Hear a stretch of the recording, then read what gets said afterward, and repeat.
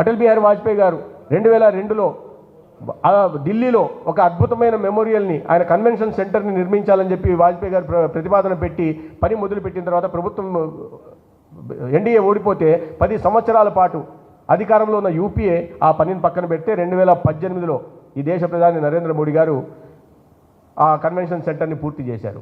5 చోట్ల ఎక్కడైతే ఆయన జన్మించారో military headquarters of war మౌలో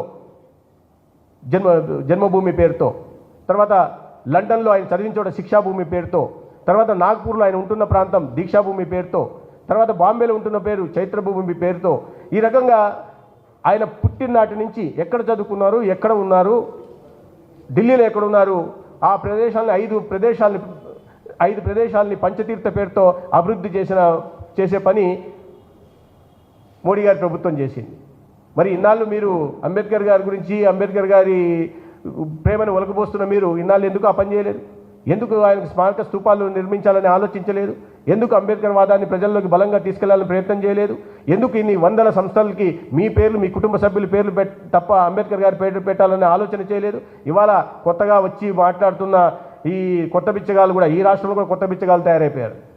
రాజ్యాంగం గురించి తెలియదు, గతంలో కాంగ్రెస్ పార్టీ దేశానికి చేసిన ద్రోహం గురించి తెలియదు. ఒక కుటుంబం మోచేతి నీళ్లు దాగి అదే లక్షణాలు అలవాటు చేసుకున్న ఈ రాష్ట్రంలో కాంగ్రెస్ పార్టీ ఎక్కడుందో కూడా తెలియదు. భూతద్దం కాదు, టెలిస్కోప్ పెట్టి ఎతికినా ఈ రాష్ట్రంలో కాంగ్రెస్ పార్టీ ఎక్కడుందో తెలియదు. దేశంలోనే ఒక్కసారి ఎందుకు ఇటువంటి విధానాల కారణంగానే కాంగ్రెస్ పార్టీ ఇవాళ భూస్థాపితమవుతుంది పెట్టుకోవాలి. అత్యంత పెద్ద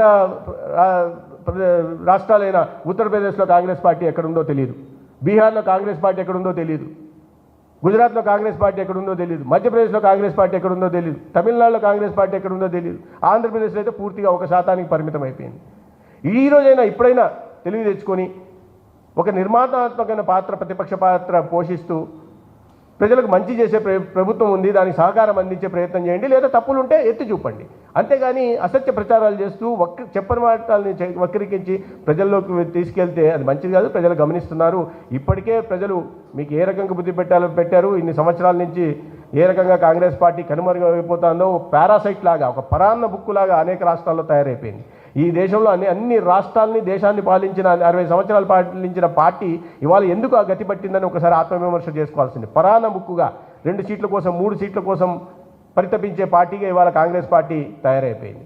కాబట్టి కాంగ్రెస్ పార్టీ ఇప్పటికైనా తప్పు తెలుసుకోవాలి, ఇటువంటి అసత్య ప్రచారం చేయడం మానుకోవాలి. ముఖ్యంగా రాష్ట్రంలో